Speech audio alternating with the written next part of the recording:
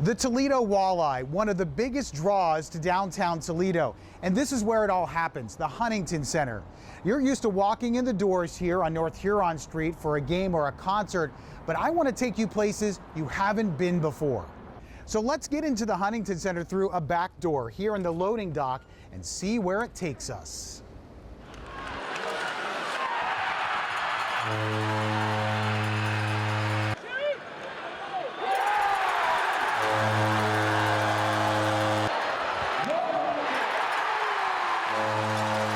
You're used to seeing this inside the Huntington Center. This season and so many in recent years, the walleye making hearts skip a beat and making the horns sound with every goal scored.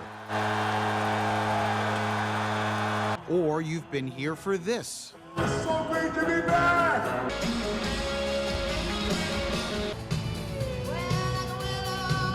The Huntington Center has had the best seats in the house for concerts and other entertainment, but we wanted to see what goes on behind the scenes before you get here. And we start right on center ice, which is no longer visible on this day because of a big changeover from the walleye practice to Monster Jam. To show us what has to happen before the trucks tear up the dirt is Keegan O'Brien, the Huntington Center's manager of event services. Getting ready for the next event here, which is Monster Jam. Looking at the work that's going on here, are you in awe sometimes of how these workers just know what to do and how they get it done? Oh yeah, definitely. We got a great team here, so that doesn't surprise me too much when we get it done, but it's just surprising when I leave one day and it's hockey, ice down one day, and then I come in the next day and it looks like this, and it looks pretty much perfect to how it needs to be, so yeah. Is it stressful though as you're getting ready for the next event to come in, because the clock is ticking right away to get ready for the next thing, right? Oh yeah, it can be stressful at times, certainly like when things don't go as planned, but usually we find a way and we make things work. So as you're getting ready for Monster Jam, we just had the walleye practicing. What is going on today to kind of get ready for that? Because they just practiced, what, last night or today? Yeah, I think this morning, I believe. Okay. But yeah, or even last night. But yeah, right now we're putting down our ice decking, which is what we'll do for any type of show we do out here, whether it's concerts or stuff. And then we'll kind of lay down some plywood, throw over some plastic over that, and then that's when the dirt will go on top of that. But yeah, we're really just prepping the building for the dirt. So a lot of the plastic will go over the boards, over the seats, so that way we can kind of save ourselves some time on the mess afterwards. You're gonna have to lift it up over that. There you go. And then you're gonna turn towards me. Yep. There you go. A lot of the work involves taking down the glass from walleye games, since it goes all around the rink. And the ice, it never truly went away or melted. Oh no, and it's funny, you see lots of things on like social media, just like there's ice underneath there, like people don't know, but yeah, it's very cool. The people that come, they would never know that there's ice underneath here if they didn't know hockey was ever here. So yeah, well, that's what we try to do. We try and make it fit to the show that comes in. So yeah, we make it best for the guests that. Does it make it easier since Monster Jam has been here? It's a Toledo fixture. They come pretty much every year. Does it make it easier saying, we tried this last time, we need to do this again? Yes, that makes it very helpful, and usually they have a lot of the same people that come back too. So it's easy to work with them. Lots of the times it's rinse and repeat. But then we also like looking back at the years prior to see what we can improve and make better for not only the show, but like the guests that come in. So you're stripping down all of the hockey fixtures. Then you have to move some seats back too, right? Because those first 10 rows are not occupied by spectators when you have trucks driving around, right? Yep, yeah, we do all those as safety holds. So we'll put plastic over all the first 10 rows in the lower bowl here. These all retractable seats will retract back. These are actually where all the monster trucks will go. They'll kind of sit here waiting for their turns. But yeah, like you were saying, those first 10 rows are all covered, so then people will be able to sit there knowing that they're all safe and not too close to the area. And a lot of these men and women are union workers, so they might show up early in the morning to get going on this, right? So they're hard workers. There's a lot of hard work here, isn't there? Yes, no, without a doubt. And when you look around, what do you think is the hardest thing to do to tear down? What is the most time-consuming part of this? I would say the boards, because you just got to be so careful, like the glass. You got to be careful, and you got to make sure it's all put away correctly, because if one thing isn't put away the way it needs to, you got to redo it. So. Right. So for that fan that shows up to Monster Jam or whatever, and they think it just magically comes together, maybe it does in a sense, but there's many hours of work that goes into this. Yes, especially on the back end, because getting the dirt in here is pretty easy. Just take, your heavy machinery, spread it out, but then getting it out is a whole different process where we'll have the same heavy machinery, but then our guys, our operations team, they need to take just shovels to get around the boards so we don't damage the boards in any way with the heavy machinery. For Monster Jam, they bring in at least 100 truckloads of dirt, and we were there for it. After plywood was put down over the ice, a large truck dumped dirt into the center of the rink. And then it's grabbed up and spread all around the floor. And while Monster Jam is here, something else is put away. Greg Satola, Director of Operations for the Huntington Center, continues our behind-the-scenes tour. So Greg, obviously the walleye aren't playing right now. You're not clearing the ice, but a lot of people want to know about the Zamboni. Okay. This is where it's undercover until you need it, right? Yeah, so right now they're put away for Monster Jam, obviously. This is the room where they fill and unload. Okay. And then if we lift up here. Do you mind if I try it? Yeah. Okay, there we go. So 2 machines tucked away, covered, just to keep the dirt off of them. So you think it's this huge area because they look so big when you're watching them on the ice, but they're really not that don't take a lot of room then. No, they're tucked in there pretty good. Mm-hmm. And you have 2 of them. Why do you have 2? 2 actually. One, you always have to have a backup for sure. But with the speed of the intermission for walleye games and what they do during that, we have to have 2 so we can get on and off the ice in appropriate time. So you have 2 working at the same time, yes. Both of these. Okay. Yes. Is this one of the things that people really love? You're on an intermission, the game action is taking a break. Yes. But people love when the Zamboni comes out, right? Yeah. It's just commonplace with hockey. It's some kids are more invested in what's happening in the Zamboni than the actual game. So. But when you think about what happens to it when it's not being used, it has its own area here. Yeah, and we'll pull the door down and they get tucked away and nobody knows. So. Do you have to worry about how they work or maintenance, or do you have to make sure that? They're pretty good machines. They tend to live a long life, but there is guaranteed maintenance that we have to do every single year, and then when stuff comes up, we have to fix it. So. And when they're both out on the ice together, these drivers have to know where they're going, right? Because you don't want a collision. Yeah. Obviously, we've got some really good drivers here. They've been doing it for 12 plus years. They take a lot of time with their pattern and how they do it. There's a lot of science that goes into it, how much water you lay down, how much you're taking up the ice, and we have one of the greatest teams to do it. So. And after they're done doing their work, do they come back here, or do you keep them closer to the ice to have them ready? No, they'll come in, they'll dump any ice that they have that they pulled off, any snow, and then one will back out and kind of park, and then the other one will come in and do the same thing. We don't have a lot of back of house space, so we have to use it wisely. So the way they work, and for the people who maybe don't realize it, is as you're playing hockey, the blades are chewing up the ice. Yeah. So you need a clean surface after the period ends. Is it just sucking up those ice shavings? Is that what it's doing, or? No, it's actually it'll actually skim cut the ice. And it cuts the ice. It does. It cuts some of the ruts out, and then it lays a trail of warm to hot water behind it to seal all of those cracks and surface blemishes in. And that's enough time for it to fill in and freeze before the play resumes? Yeah, it's about a 12-minute process for that to happen. So if anyone's wondering why it takes a while to clear the ice, it's not only clearing it, it's putting new ice down. Correct. In a way, right? Yes. Yeah. Do you ever worry that it's going to cut too much of that ice out, or do you have to measure it? Like I said, our drivers have been doing this for years. We're not concerned. They know these machines in and out, and they monitor every single cut and how much snow they're bringing off each time. So, yeah, the science is great on it. So. And we have a lot of people who drive in Toledo, drive a truck or whatever for work. Yeah. These are some of the most skilled drivers, I bet, that you have out there. Right? Yeah. It takes a few months of training for these people to be able to operate these properly. So, yeah. And now we know the mystery behind those Zambonis. So. Yeah. We then make our way down one of the many hallways deep inside the Huntington Center. So Greg, when you have concerts here, the band has to go somewhere, right? They have to Correct. prep for the show or, Yes. get there. So this is the green room here, one of them. Correct. Yes. This is where the magic happens, right? Before the show and after? Yes. So not the biggest room in the world, but you need a place for them to just kind of tune up or get ready or get mentally ready, just like Yeah. an athlete would, right? Correct. Yeah. So they'll come in here.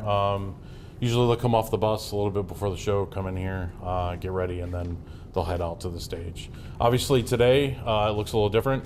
There's plastic down in here because we're prepping for monster trucks and the amount of dirt in the building, so we try to keep everything as clean as possible. And you're going to have on a concert day, you'll have food spread, or Correct. the bands usually have demands, don't they? That we need this and we want this, right? Yeah. Yeah. It's not as glorious as some of the movies make it out to be, but yeah, they'll have a list of items that we have to prepare. So. And they may have family with them too, right? Correct. So Some shows do travel with family. Yes. do you have a certain area if there's like a lead singer or something that has real specific contract demands, or do they all come in the same area? No, they're all usually in this area. We have some other auxiliary locker rooms that they may use if they have families. But yeah, it's pretty much, this is it. How cool is it to know that you get performers that everybody knows, and you have to make sure they have a place to be ready? Yeah, it's interesting for sure. What we do is a lot of fun, and sometimes you kind of just shake your head at the people that have come through the building. So, But you have to be accommodating, and you want them to want to come back, right? Yeah, absolutely. That's the main goal when we put on a show. First thought is how do we get this to keep going? So Now it's the green room, but it's not green. correct. The carpet's not green, right? Correct. Yeah. It just has that name over the years, right? Yeah, I have yet to see a green room that's actually green. So So they'll be here before the show, yeah. run out to the stage, do their thing, and then they usually come right back here? Some do. Some Okay. head back to their bus. It just depends on the artist. From the green room, we come upon some behind-the-scenes storage. So, Greg, we found some hockey nets. Yeah. These aren't the ones for the games. These are practice ones, right? Correct. Yes. But it's kind of cool to see where they hang out while they're not in use, right? Yeah. Yeah. We struggle for storage space, so we have to get creative. So. So just like you would in your garage, you find place Yes. up high to store things. That's what you do here. Correct. Yes. Wow. So there's just little hooks up there that they set in. Yes. Yeah. Okay. And they'll pull them down when we need them, and then they go back up. It's kind of a nightmare to have to move all these things around. So if you can get things out of the way. Correct. Yeah. what you want. As you can see, we don't have much clearance, space-wise, back here to move forklifts and stuff through. So. And then there's just like, it seems like an endless tunnel after tunnel or hallway after hallway, but you need this kind of room, don't you?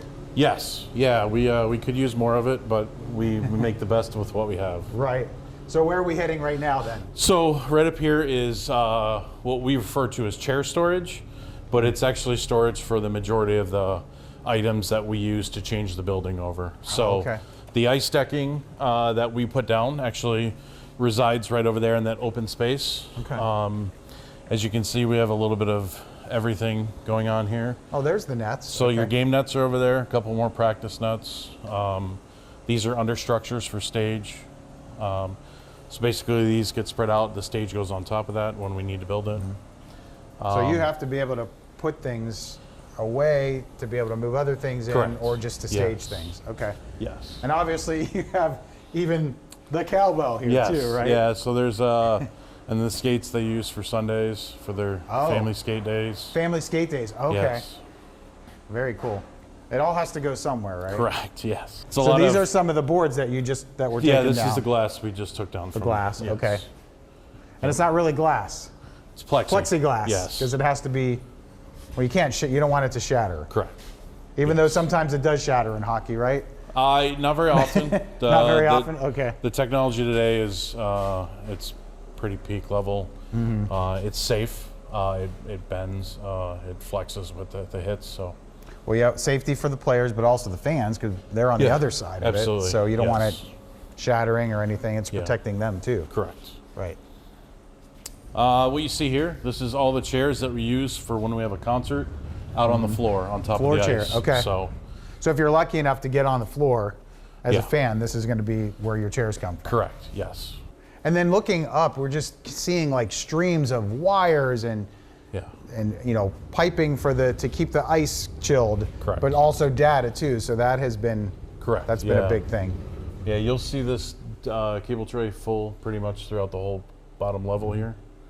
And then obviously a lot of water lines, sewer lines, HVAC, everything. So Well, yeah, you have restrooms, you have food Yeah. service, you have all these things that need water and sewage and all of that. correct. And we've been showing people, Greg, a lot of the places they don't normally see. Now we're in an area where they're used to seeing. This is where you walk in. Is this the Jefferson entrance or? Yeah, so you'll actually enter the building through the Huron doors off of Huron Street. Everybody comes in that way. They go through screening, and then they fill into the lobby, and then the majority of the people will head upstairs. To get to all the seats, you actually have to go up to go down. So To go up to go down. Yes. Okay, so that's interesting. Maybe people don't. So this is the Jefferson Avenue lobby. This is where you'll see a ton of fans before and after. yeah, a little over 80% of the attendees for our shows come through this entrance. It's pretty smooth for the most part. We're just really at the mercy of when the shows tell us we can open the doors. Right. So Because fans want to get in. They're waiting correct. outside. Yes. Okay. So depending on the event or if it's a huge concert, you're going to have a lot of people coming up these steps at once. Correct. Okay. Do you feel blessed to have an arena like this? I do, yeah. It's I'm not originally from Toledo, but like I said, we're very spoiled. So Right. And to not have something like this, you would just be missing out on so many things. And the views of downtown are awesome too. And what's it like to see people gathered here for a big event? Does it kind of all come together in your mind? yeah, it's a little bit of an adrenaline boost. It's kind of nice. We get up to the second floor concourse where we see the tackle box shop where you can get walleye gear.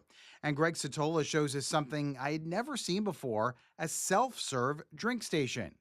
In order to keep people coming back and keeping things fresh, we install things like this. Oh, so you even have a grab and go here? Yes. Imagine that, not having to wait in a line for food, right? Yeah, or drinks. it's pretty convenient. Mostly for drinks here, right? Yes, this one is Okay. only beverages. Beverages only. We have Okay. one on the other side that has a small selection of food. Right. And for anyone who's been at a game recently or concert, they know this is here, but I think this is kind of cool for those who, always have to wait in line for things. Yes. That's really great. Yeah, it takes less than a minute to come through. You scan your card, you walk in, grab your stuff, you exit, charges you on the way out. That's awesome. And is it you just see that easy flow, which is a Yeah. huge, because maybe you just need a drink and you want to get back to the game or back Correct. to the concert, right? Yeah. That's really cool. All right. And you think of all the people that are working at the beer stands or the drink stands, there's just so much that goes into the food prep side of it too, Correct. right? Yes. All right. Yeah, they'll start prepping food on a show day as early as sometimes 7 a.m. Oh, wow. So Okay. And that's for a show that is later in the evening. correct. So that's an Yes. early start then. Yeah. Okay. Greg then takes us into a suite with a suite setup. Very nice up here. I say I've been in a suite at the Mud Hen games many times, but not for this. This is an amazing view, isn't it? Yes. Yeah, it's basically just about center ice. We have 2 of these for rent on the main level. Okay. You are, even though you're not right on the ice, you're right where it's all happening. Yeah. Yeah, we're really fortunate that all the seats and the views are about as close as you can be. Right. And people might not even know this is available, right? If they Correct. just normally just get a ticket and sit in the stands, like Correct. you can get food and watch the game. You're not going to miss Yeah. any of it No, not by at all. sitting here, right? Yeah, you can reach out to the box office. We have a couple of folks that sell these specifically for our events that they would be happy to help. So, Right.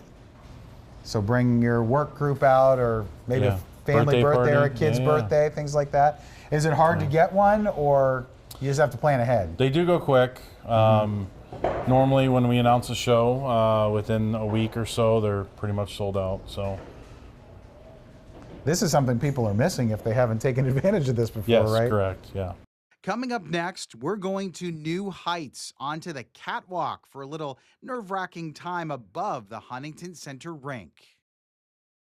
We continue our behind-the-scenes look at downtown Toledo's Huntington Center, home of the Toledo Walleye, with Greg Satola, the Director of Operations. And we're headed somewhere pretty dark, where fans never get to go. So, Greg, we're up high in the Huntington Center. This is the catwalk. Correct. This yes. is definitely a place where people don't usually get to. Correct. Yeah, normally only working staff will have access to this area when they're rigging for the show or doing any kind of maintenance or repairs. Not for the faint of heart up here, for sure. No, no. You either like it or you don't. Heights, that is. But you have railings here, and Yeah, you feel safe. everything I felt is safe pretty going safe. across it, but for a lot of other people, maybe not so much, Correct. right? Yeah. And you don't have to be tethered in this part here Correct. or anything, As right? long as you're within the rails, you're good. But there are parts where you do, Correct. like Yes. over the top of the surface, or Yeah. Anything outside of the railing, you would have to be tethered. okay. So.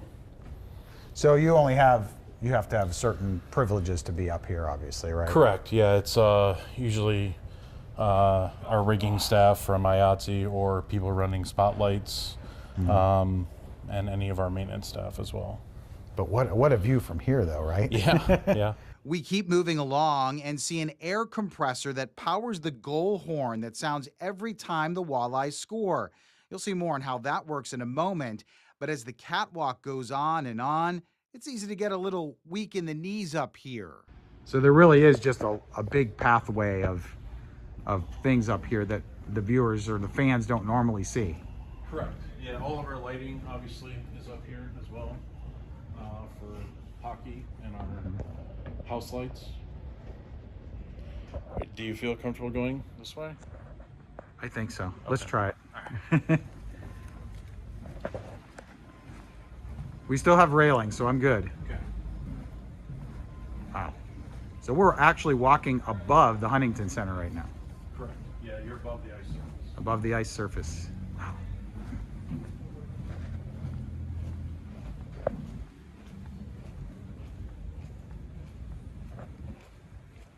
Amazing.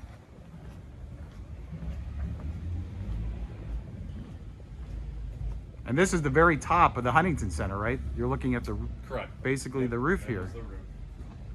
Wow. And after going above the ice or floor below, I'm ready to get down. Whew.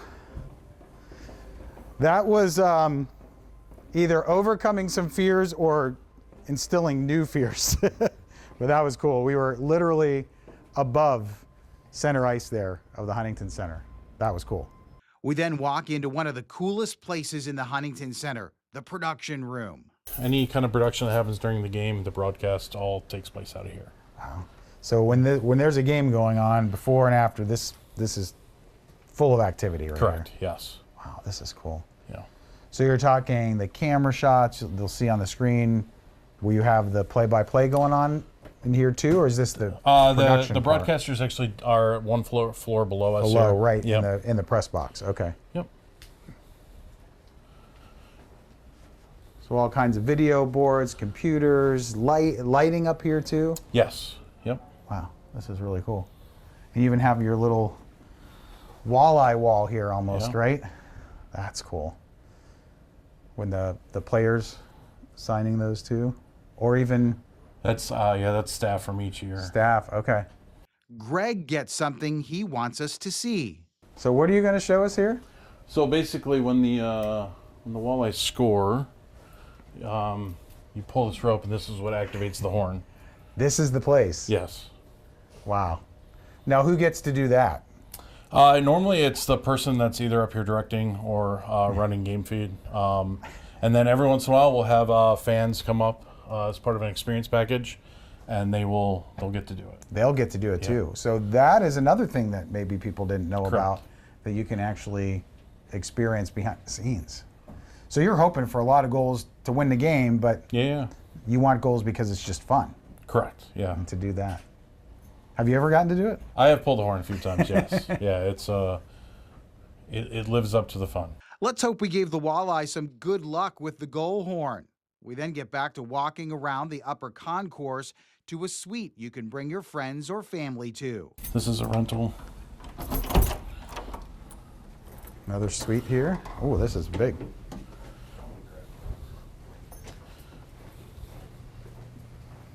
So if you like heights, this is one to rent out, right? Yes. Very nice. So how many total suites do you have available for the public then? We have 5 that are available to rent 5, for okay. most shows. And then every once in a while, we'll convert the press box into one as well. So you can rent these out for concerts too, right? Yes. Not just for walleye games. Correct. Any of our events. Right. Yep. And then obviously up there to the left, you can see the Huntington Center sign, and very cool. There's something to be said about being up here high and seeing it from like, I know in a hockey game, you can see the play developing Yeah. before, you know, the big goal or something like that. So Yeah, this is a cool perspective. Definitely preference for people. I prefer upstairs. It's a little bit easier on the viewing. Right. You're a lot closer than it looks like when you walk in. So, Is that one of the things about the Huntington Center, is that there really isn't a bad seat in the house, is there? no, I mean our furthest seat from a stage would be right over here. It's not that. It's not really that far. It's just almost 200 foot. So. Before we wrap this up, the place that the players need before and after the big game. No behind-the-scenes look at the Huntington Center would be complete without the locker room, right? Correct. So it's okay to go in here, right? Absolutely. Okay. So this is, now the team is on a plane right now. Correct. So they're not in here now, but They this are is traveling. Yep. okay. And this is a place where fans definitely don't get to see you. They Not know very it's, often. Yeah, they know it's here, but this is what it looks like. Wow.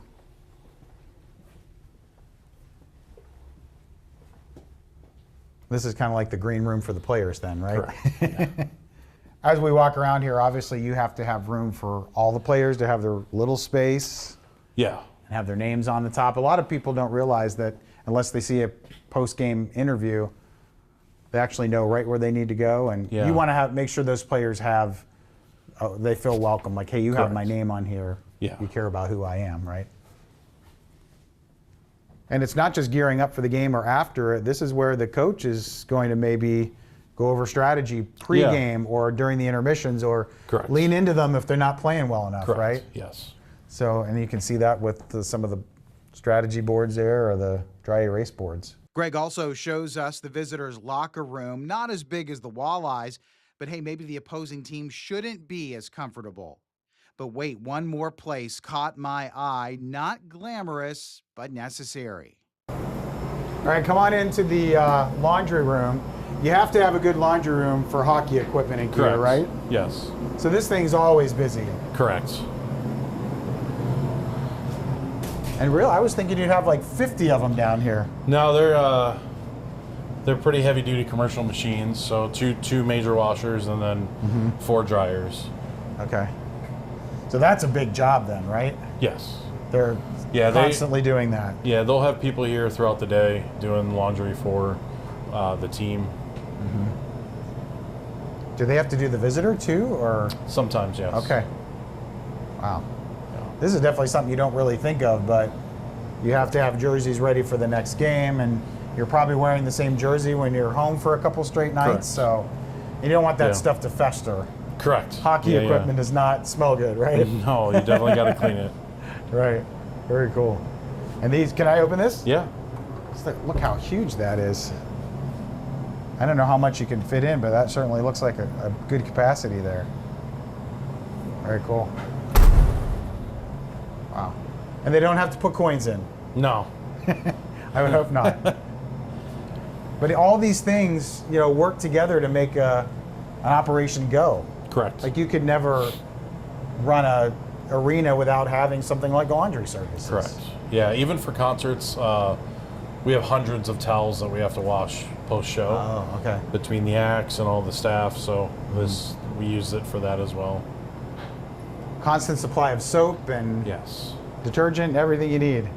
We hope you enjoyed this behind-the-scenes look at the Huntington Center. We're told 300 people could be here working for a hockey game and up to 350 for a concert. So the next time you're here for an event, think of all the people that are working and all the things happening behind closed doors to make your experience a memorable one. I'm Tim Miller. Thanks for watching. We'll see you next time.